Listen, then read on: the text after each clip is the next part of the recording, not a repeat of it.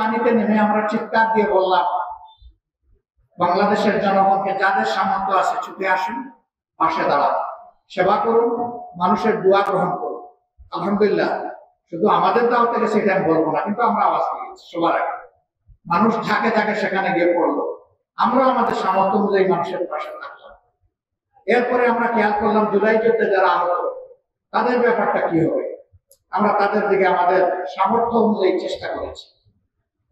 এই জায়গায় লক্ষ্য করুন, আমরা বড় একটা সমাবেশ ঢাকায় চাইলে করতে পারতাম, কিন্তু আমরা করি, কারণ তখন মানুষকে দেখানো আমাদের কোনো উদ্দেশ্য ছিল না। এই বিপ্লবের ক্রেডিট দাবি করার কোনো উদ্দেশ্য আগেও ছিল না, এখনো নাই। আমরা গভীরভাবে বিশ্বাস করি এটি আল্লাহ তাআলার একান্ত মেহেরবানিতে এই পরিবর্তন হয়েছে। আর এর জমিনের দায়িত্ব এবং এই জমিনের কৃতিত্ব হচ্ছে বাংলাদেশের 18 কোটি মানুষের। আমরা এখানে কাউকে কোনো মাস্টার মাইন্ড মানি না এবং নিজেদেরকেও মাস্টার মাইন্ড দাবি করি না। যদি একজনকে আমরা মাস্টার মাইন্ড বলি, তাহলে বাকি সবাইকে আন্ডারমাইন্ড করতে হয়। আমরা তা করবো না, আমরা সবাইকে সম্মান করি। 10 মাসের শিশু তুলে নিয়ে যে মা উত্তরার রাস্তায় সেদিন নেমে পড়েছিলেন, তাকে থেকে শুরু করে 82 বছরের বৃদ্ধ পর্যন্ত রাস্তায় এসে যারা প্রতিবাদ করেছেন, এই লড়াইকে জোরদার করেছেন, ফ্যাসিবাদের পতন নিশ্চিত করেছেন, আমরা মনে করি তারা সকলেই মাস্টার। স্বাস্থ্যকর অল টাইম ফ্যামিলি কেক, সব সময় অল টাইম হেলদি লাইফ। আমরা এভাবেই বাংলাদেশের জনগণকে অভিনন্দন জানাই। বন্ধুগণ, অবশ্যই দেশকে সুশৃঙ্খল অবস্থায় আনতে হলে আমাদের একটা কার্যকর নির্বাচন লাগবে।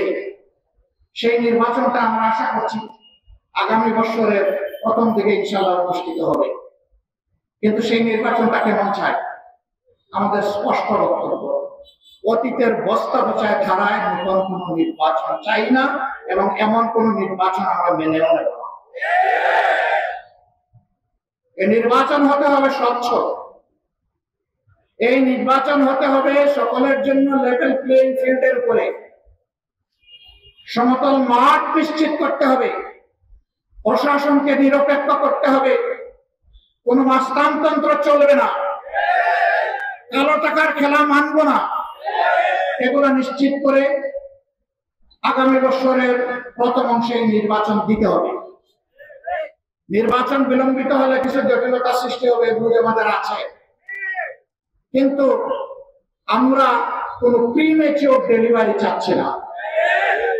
বাচ্চা 10 মাস 10 দিনে যে বাচ্চা জন্ম নেয়, সেই বাচ্চা স্বাভাবিকভাবে সুস্থ সবল থাকে। 6 মাসের মাথায় বাচ্চা জন্ম নেয়, তাকে ইনকিউবেটরে রাখতে হয়, ওই বাচ্চা সারা জীবন দুর্বল থাকে। আমরা এরকম কোন দুর্বল নির্বাচন এবং দুর্বল গণতন্ত্র চাই না। আমরা গণতন্ত্র এবং নির্বাচনকে তারা মজবুত পিলারের উপর দেখতে চাই। আমরা সংস্কারের কথা বলেছি, অবশ্যই সংস্কার করতে হবে। আমরা স্থানীয় সরকার নির্বাচনের কথা বলেছি দুর্ভোগ কমানোর জন্য, এটা একটা নির্বাচন। বহু জায়গায় এখন স্থানীয় সরকারের কোন প্রতিনিধি নাই, জনগণের সাধারণ হচ্ছে। কিসের রাজনীতি, জনগণকে আমি সাধারণের মধ্যে রেখে দেবো? এই জন্য আমরা বলেছি যে আগে স্থানীয় সরকার নির্বাচন দিয়ে জনগণের সাধারণতা দূর করে। আমরা প্রবাসীদের ভোটাধিকার চেয়েছি। এই আন্দোলনে বিপ্লবের অভ্যুত্থান আমরা একা করি নাই, আমাদের প্রবাসীরা সমান কৃতিত্বের দাবিদার। তাদের ভোটাধিকার কেন থাকবে না? তাদের ভোটাধিকার অবশ্যই নিশ্চিত করতে হবে। তাদের ভোটাধিকার শুধু নিশ্চিত করলে হবে না, তাদের ভোট প্রয়োগ নিশ্চিত করার ব্যবস্থা করতে হবে। এগুলা কি আমাদের অন্যায় আবদার? এগুলো আমাদের যৌক্তিক দাবি। প্রবাসীর হাজার ধরনের বিড়ম্বনার শিকার হয়, তার মূল কারণ হচ্ছে তাদের ভোটাধিকার নাই। এই জন্য যারা সরকারে যায় তাদেরকে গুরুত্ব দেয় না। একটা জায়গায় খুব সুন্দর করে গুরুত্ব দেয়, সেই জায়গা হলো প্রবাসীরা আমাদের রিমিটেন্স যোদ্ধা। আর বিদেশে হালকা ওজনের বড় লাগেজ নিয়ে যাওয়া হয়, আসার সময় আলহামদুলিল্লাহ ভারী লাগেজ নিয়ে আসা হয়। এই জায়গায় খুব ভালো গুরুত্ব দেওয়া হয়।